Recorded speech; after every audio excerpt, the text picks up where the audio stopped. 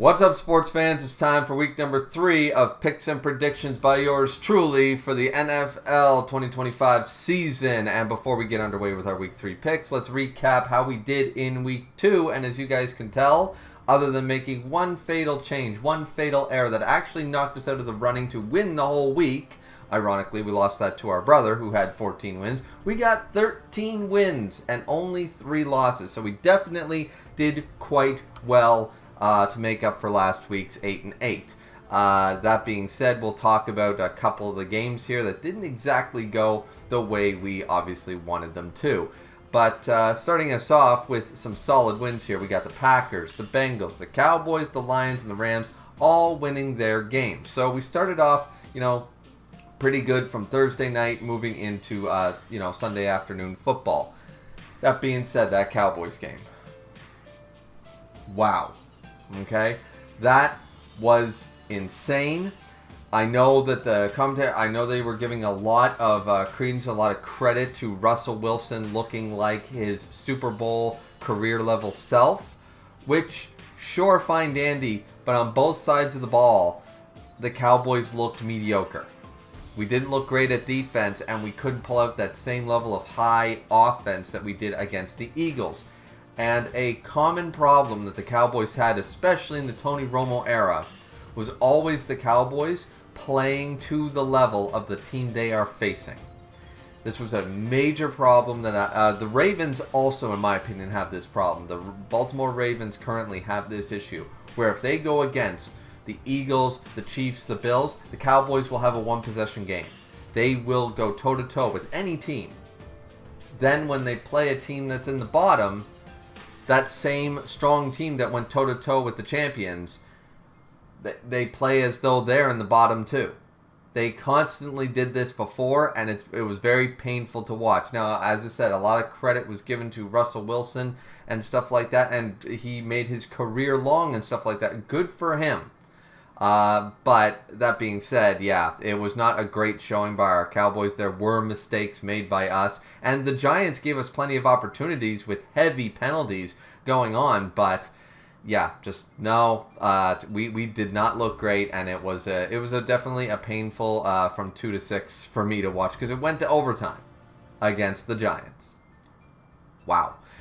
Anyways, our next pick, I'm not that unhappy with. Miami versus New England. That was a coin flip. It's two bad teams going toe-to-toe against each other, and I thought Miami was going to be better, but obviously they weren't, and they squeaked out, New England squeaked out a win against the Dolphins. So that one, I took an L. Big deal, because at this point, the 49ers and the Bills have also won.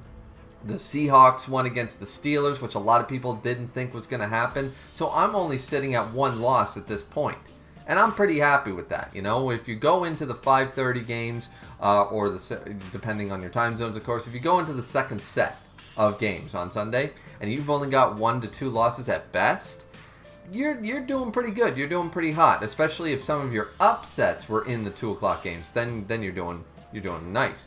The Ravens beat the Browns, and the Colts beat the Broncos, though that was a down-to-the-wire game, and I was really happy at that. Now, here was where I made...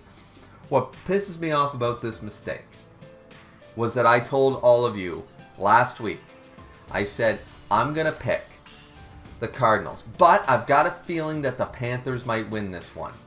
And as I was watching the Cowboys game, it was like 4 o'clock. I had an hour and a half before the start of these games. And I thought, I'm going to log in. I'm going to switch that pick. I think Carolina's going to do it. And then they're getting absolutely destroyed. It's like 27-3. And I don't even get the game, unfortunately, right? Because I can't afford all those packages, right? I can barely afford the internet that I got. So, fact of the matter is that I don't get this game. But I'm seeing the stats below, you know what I mean? They're going through the recaps and stuff, and they're getting absolutely destroyed. It's 27-3 at like the half or something like that. It was insane. And I said, well, all right, I'll take the L, not realizing that I could very easily be in the running to win the week. So I made this an on-the-fly choice, and what actually makes me mad isn't that by doing this I lost my chance to win the week. And it's not that... Arizona beat the Panthers. It was a major Hail Mary upset. My problem is is that because I had my brother on the phone giving me, because he got the game, giving me an play-by-play where the Panthers somehow came back, just like the Vikings and the Bears last week. The Panthers came back. The Cardinals did what I thought the Cardinals were going to do, screw this up, and the Panthers had so close an opportunity to win the game and beat the Cardinals. And it was down to the wire, nail biter, just like some of these games were. The Giants and Cowboys games was like this. The Broncos Colts game was like this. And somehow the Panthers came back. The Cardinals weren't doing anything on offense, and they had an opportunity. That's what, sort of twists the knife, as it were, for me. I would have almost preferred that I picked, a Hail Mary, and it was a blowout. I would have preferred the score to stay a blowout rather than give me hope, because that win would have guaranteed me the week. It would have guaranteed me at this point.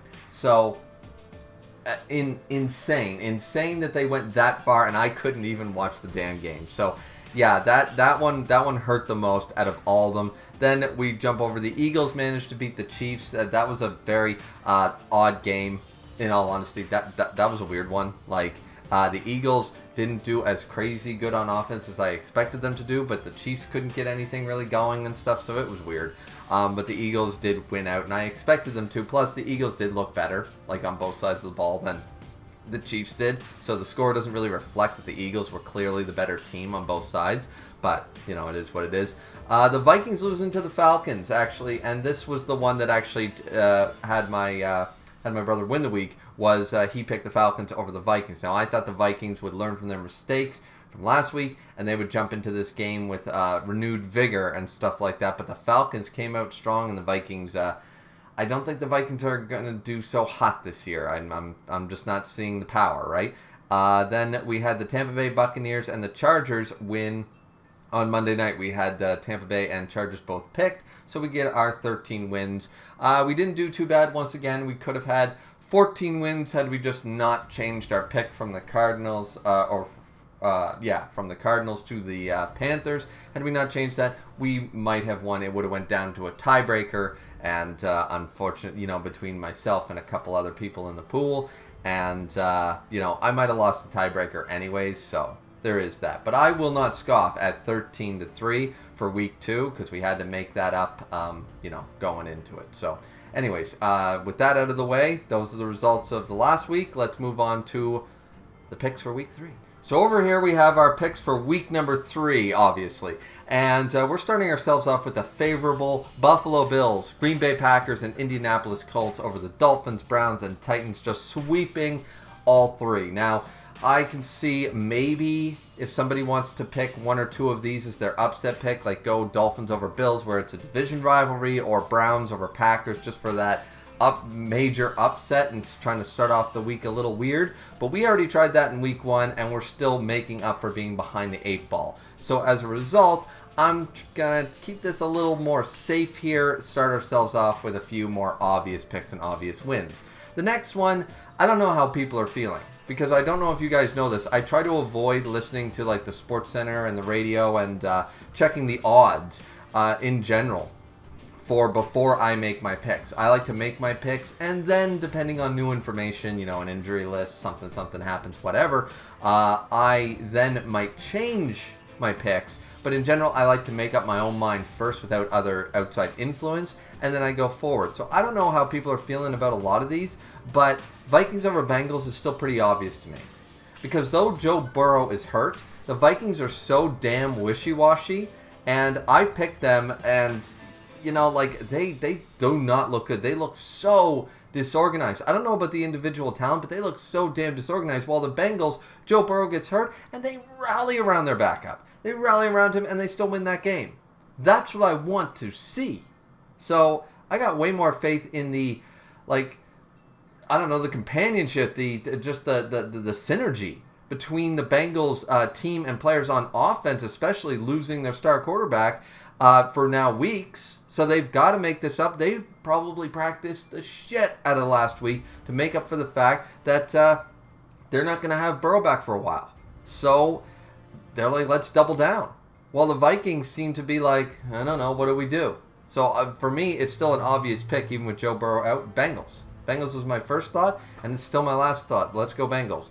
The next one is Steelers versus Patriots. I'm not really sure about this one. This was more of a coin flip because I don't watch a lot of AFC. When there's NFC football on, I prefer to watch that over AFC football, and I don't care for either team. Never liked the Steelers, never liked the Patriots. So I don't know who's stronger. I have no idea. I haven't watched much of either team play. Both teams seem to be around the same level as far as I'm concerned, but either way, I'm just going with the Steelers on this one. Then we have Eagles over Rams. Pretty obviously, I'd like to think that the Rams could take this, where the Eagles kept both the Cowboys when they came out very strong. Let's talk Week 1 Cowboys. Week 1 Cowboys gave the Eagles a hard run for their money. And the Chiefs, it was still a one-possession game. So the Eagles are not exactly dominating. They're winning, but are they dominating on the field? Yes or no, it depends on the way you look at it. But I don't think that the Rams have found their groove quite yet to punch many, if any, holes in the Eagles at this point. And even if they manage to, the Eagles will definitely come back with Barkley, Hurst, etc. So, yeah, I'd love to see my Rams beat the Eagles, but I don't think it's happening at least this week.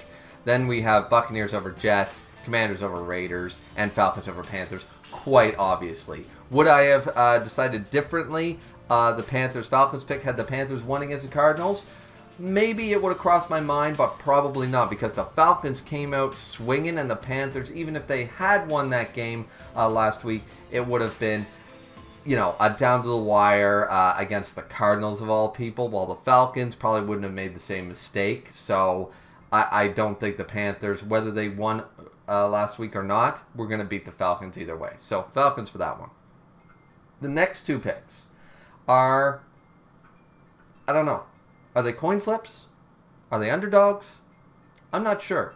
Because as I said, I don't check the odds. I don't check the other people's predictions while I make my picks. So Jaguars-Texans, I feel like more people are going to pick the Jaguars, and that's kind of why I'm going with the Texans. Because I think both teams are relative to each other, while the Texans, I think, really just are hungry for a win.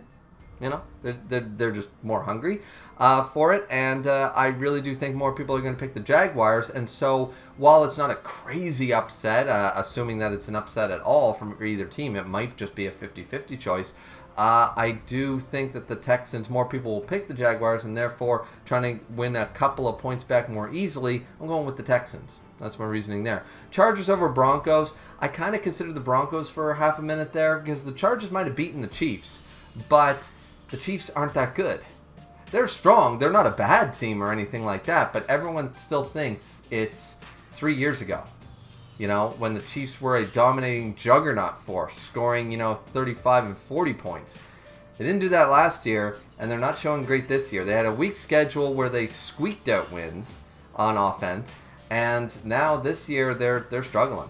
They're struggling hard. So, they haven't gotten better. They've gotten worse. So, definitely looking at this right here and going, yeah. Are the Chargers really this strong because they beat up to the Chiefs, or are the Chiefs just a lot weaker and this is a more relative pick? I'm not sure, but either way, I'm going with the Chargers for right now. I don't think I'm where I messed up last week by changing one pick and lost. I don't think I'm going to change any picks unless major injuries occur or something traumatic occurs. But outside of that, yeah, I think we're going to go with the Chargers this week. But I can see the Broncos giving them a hard time. Seahawks over Saints is pretty obvious because the Saints are similar to the Vikings. They're just a disorganized mess. They really are. They're disorganized. They don't know what they're doing quite yet, and so that sucks. Now, the next 4 games, I'm going to have to talk about for a minute here. Cowboys over Bears is pretty obvious. Some people might be favoring the Bears more so due to the bad or down-to-the-wire showing against the Giants.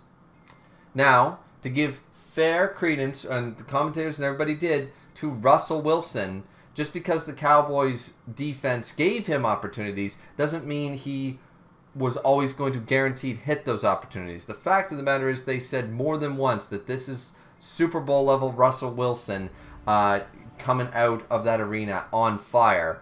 And you can't just say it's because the Cowboys' defense was bad that Russell Wilson managed to do a career, amount of yards and stuff like that. Like, Russell Wilson did play a phenomenal game. So the fact is that we might have just barely beat the Giants, but we still beat them. And we still took the Eagles right down to the wire. I think the Cowboys are going to make a few adjustments on the defensive side of the ball. They'll probably get the engine running a little bit sooner on the offensive side of the ball like they did against the Eagles. And if that's to take place, the Bears are never going to catch up. So I'm still going with the Cowboys, even though some people are probably thinking the Bears might take the same advantage that the Giants did over the Cowboys. All it takes is for the offense to just show up a little bit earlier, and like we did against the Eagles, and it's going to be a totally different game. So, still going with the Cowboys. How about them Cowboys? Now, 49ers over Cardinals. Brock Purdy being out doesn't matter to me. The Cardinals almost lost to the damn Panthers, and they blew a 27-3 lead. Sorry, there's no excuse for that whatsoever. And the 49ers, I don't care if they run half second stringers and third stringers. They're still better than the Cardinals. For God's sakes, the Cardinals, people are saying they're the sleeping giant, the sleeping juggernaut. They're waiting to take the bait sort of idea, and I'm not seeing it yet. Maybe they are. Maybe mid-season I'll feel different, and that's fine. I got nothing against the Cardinals, but 49ers are still a better team overall, so I'm just going with them. Now, Giants over Chiefs. I know. This is a Hail Mary. This is a 75-yard field goal attempt. This is nuts. But Russell Wilson just played like he did when he was a Super Bowl champion. Regardless of the Dallas defense, you can't take that away from him. He brought that offense together and he made some magic happen. So I'm giving it to him. I am 100% giving it to him, coming off of that and saying, look, we just took them. We might have lost, but look at what we just did. You know what I mean? He's not down and out yet. And the Chiefs they're 0-2. You could argue that they're hungry, but I really do think that the amount of footage, and Russell Wilson was always big on this. He was always talking about game footage, watching game footage after game. He was a big game footage guy. If he sees the same holes that the Chargers and the Eagles took advantage of, I see no reason why the Giants, I think it's an uphill battle, and I'm not saying it's going to be easy. I'm saying that the Chiefs are the weakest they have been in the past, I don't know, I'll give it half a decade at least, and the Giants might be trying to take advantage of that the same way the other teams have been. So if the Chargers, my point being, if the Chargers can beat the Chiefs, and the Giants have a Russell Wilson who seems to have lit a fire under himself and brought that Giants offense together as early as this past week, if that same Russell Wilson shows up, I'm just saying. So this, I know, is a Hail Mary attempt, but I'm taking it. That's my major upset. That's why I'm only picking one real upset this week. I've got a couple of coin flips you can argue. Bengals, Vikings, Chargers, Broncos, Steelers, Patriots and stuff. But these are all coin flip picks. They're all, you could see either team winning and it wouldn't be a big shock. So my only real upset is the biggest shock. It's Giants over Chiefs. And if I can win that one, I can almost... I can taste a win. I can taste that win, so let's go. Final game, Ravens over Lions. This is tough. This is a hard pick, in all honesty, because the Lions, or the Ravens, this is going to be another Buffalo versus Ravens game. This is going to be like 40-40, and who knows? This is the biggest. If both teams show up, this is going to be a high-scoring. No one's going to know who wins until it's down to the last seconds. I don't know who to pick. I went with the Ravens instinctively because of the Lions' lousy play against the Packers, but I have no idea what's going to happen here. That one's a difficult one. That one's probably the hardest pick of them all is who do you go with, Lions or Ravens? I went with Ravens, and as I said, due to last week, I'm going to be... It would take a lot to move me to change any of my picks now that they're locked in, but Have to wait and see. Anyways, those are the picks and predictions for week 3. What are your guys' picks? Let me know in the comments down below. 21-11. Not so great going into week 3. You know, we like to be more around like the 24 wins at this point. You know, we don't want to be double-digit losses already. But it is what it is. What can you do? We did very well, and I have no real qualms other than that one switch pick about last week. So let's hope we get another great week. Let's try for another solid 12, 13 wins this week and see what we can do with that. So anyways, that's it for me. Sports fans, like, comment, and subscribe, and we'll see you all back here for week 4. And let's go Cowboys. How about them Cowboys?